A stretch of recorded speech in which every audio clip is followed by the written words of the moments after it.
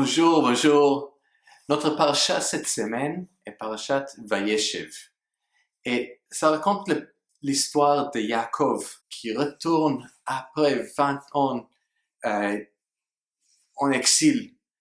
Et quand il retourne dans la terre d'Israël, Josh, il trouve... ça te dérange pas si c'est moi qui fais la dracha aujourd'hui? Vayeshev nous conte les mésaventures de Yosef et nous conduit à nous interroger sur la vie humaine. On tient tous à la vie et on cherche à lui donner un sens. Pour la Torah, la vie passe avant tout. C'est pourquoi, quand une vie est en danger, on doit tout faire pour la sauver. Cela s'appelle Pikuar Nefesh, priorité à la vie humaine. Ce principe tiré du Talmud exige que pour sauver quelqu'un, on peut transgresser les mitzvot, même le jour de Shabbat ou de Kippour. C'est pourquoi, en lisant la paracha, j'étais interpellée par l'attitude de Yosef. J'avais l'impression qu'il mettait Yosef en danger. Car pour lui, montrer son amour et sa préférence sur ses autres fils, il lui fabriqua une magnifique tunique. Son favoritisme pour lui a déjà provoqué la haine de ses autres fils à son égard. Mais cette tunique, qui exprimait toute l'estime qu'il avait pour Yosef, marqua la rupture de ce dernier avec ses frères et attisa encore plus leur jalousie et haine.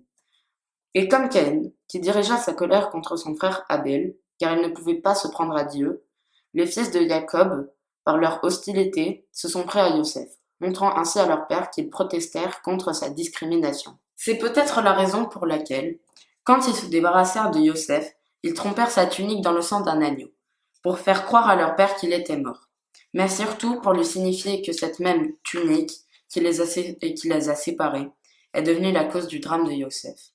Autrement dit, ils accusèrent Jacob d'être responsable de tous les malheurs de Yosef. Par ce récit, j'ai pris conscience que se distinguer des autres peut avoir des conséquences irrévocables. On doit respecter l'autre et l'aider.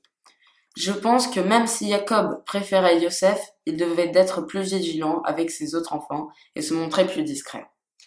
Il me semble que c'est son attitude qui a mis Yosef en danger et provoqua sa rupture avec ses frères, et tout ce qui lui arriva après.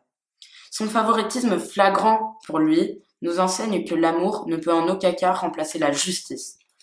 Je pense que les parents sont responsables de leurs enfants et qu'ils doivent toujours les protéger. Ils ne devraient jamais faire des différences entre eux, même si certains sont plus faciles à élever. Le rôle de parent est de montrer à ses enfants qu'ils les aiment tous de la même manière, avec leurs qualités et leurs défauts.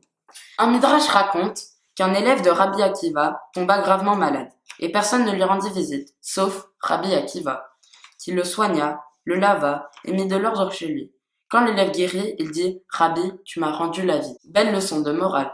Peut-être que sans l'intervention de Rabbi Akiva, l'élève serait mort. Akiva n'a pas sermonné les élèves sur leur indifférence. Il se contenta de s'occuper lui-même du malade. Et selon le Talmud, quand les élèves ont vu cela, ils ont pris conscience de leur attitude et en ont eu honte. Alors ils se sont rendus chez le malade pour l'aider. Et pour finir, je vais vous raconter une histoire. Un Shabbat matin, deux hommes se rendirent chez le rabbin du village.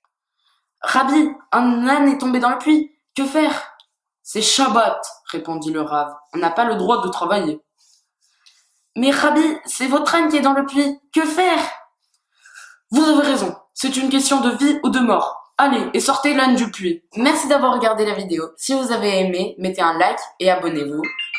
Attendez-moi, une minute. Allô? Oui? Ok. Non, ok, je m'excuse. Attends. Oui, excusez-moi, c'est mon chat, j'ai oublié de lui donner ses croquettes et quand il a pas ses croquettes, il est un peu nerveux. Du coup, à bientôt et à la semaine prochaine.